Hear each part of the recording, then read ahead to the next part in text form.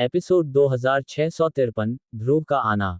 भाइयों, वीडियो को ज़्यादा से ज़्यादा लाइक करें, वीडियो को शेयर करें और चैनल को सब्सक्राइब करना ना भूलें। भाइयों, ज़्यादा से ज़्यादा भाई मेंबरशिप लेकर चैनल को सपोर्ट करें। टकराना। बाहरी पर्वत श्रृंखला की गहराई में आसमान के पार एक धीमी गड़गड़ाहट गूंज उठी। लगभग उसी समय सागर, जो नेहा पर हमला कर रहा था, भी इस अचानक हमले से पीछे हट गया।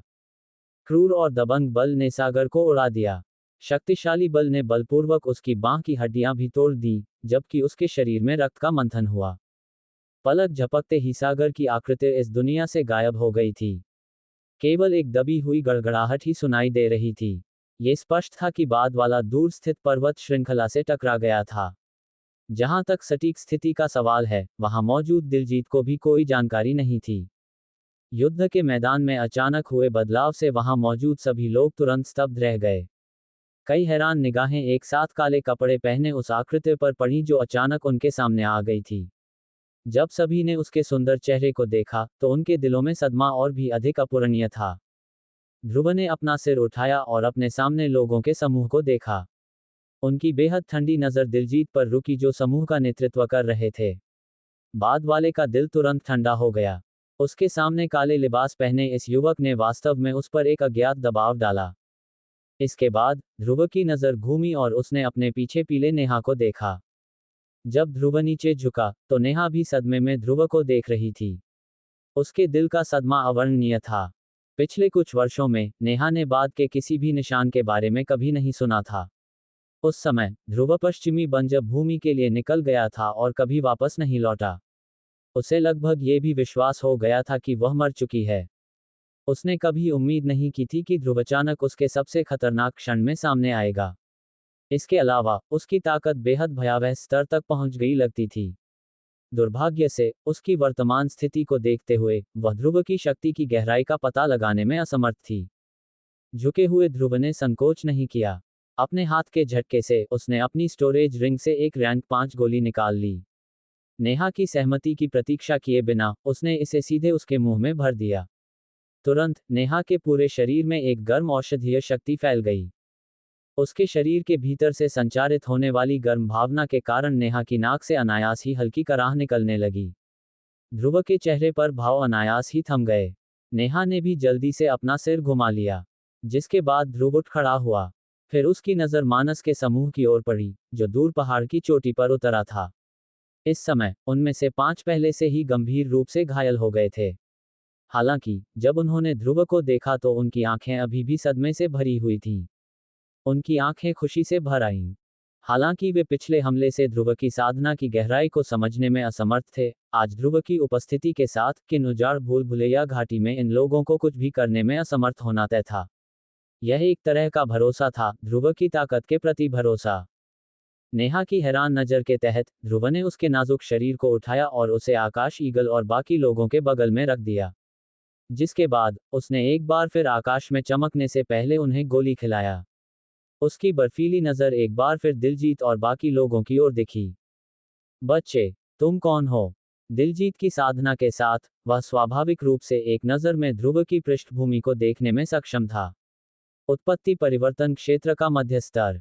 कहना होगा कि एक युवक के पास ऐसी साधना होना वाकई बहुत चौंकाने वाली बात थी। हालांकि दिलजीत के लिए उससे निपटने के लिए ऐसी साधना पर भरोसा करना इच्छाधारी सोच होगी।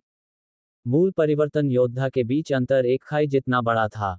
भले ही थोड़ा सा अंतर हो, यह उसके लिए अपने प्रतिद्वंद्वी को कुचलने के लिए पर्याप्त होगा, अकेले ही जब वह ध्रुव का सामना कर रहा था, जो केवल मध्य मूल परिवर्तन क्षेत्र में था।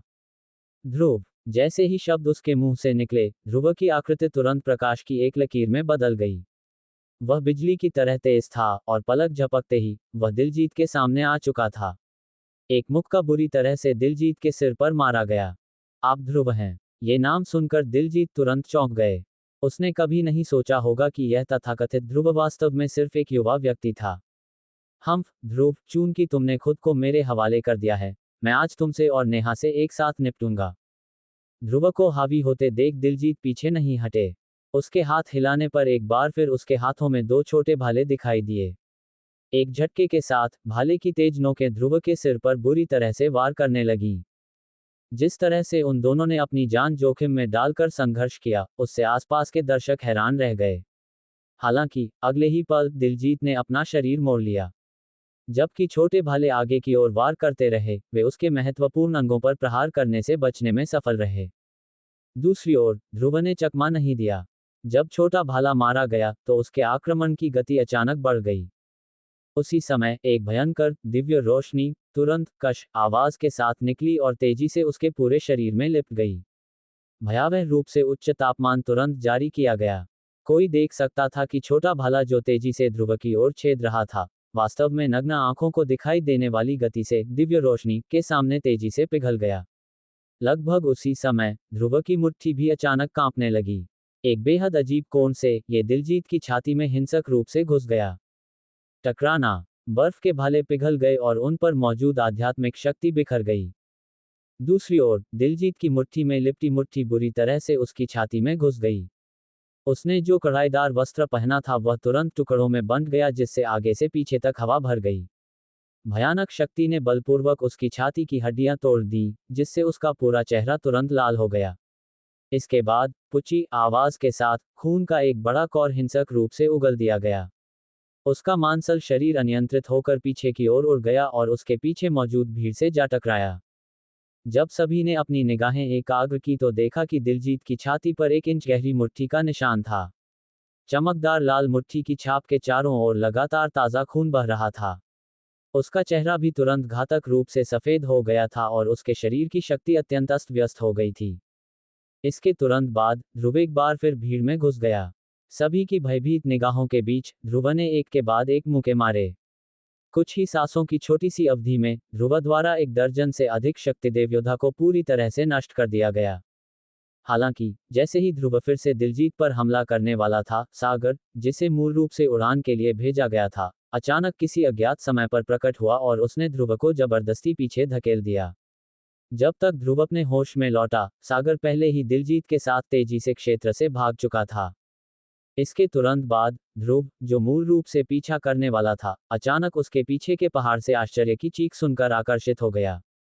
जैसे ही उसने अपना सिर घुमाया, उसने नेहा को देखा, जो एक औषधीय गोली खाकर आराम कर रही थी।